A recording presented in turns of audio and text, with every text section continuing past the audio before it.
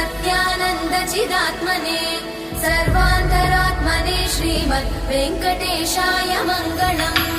स्वतः सर्वविदे सर्वशक्तये सर्वशेषिणे सुलभाय सुशीलाय वेङ्कटेशाय मङ्गलम्।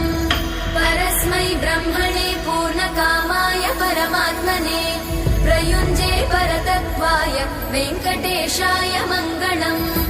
आकालतत्त्वमशान्तमात्मनामनुपश्यताम् अतृप्त्यमृतरूपाय वेङ्कटेशाय मङ्गलम्।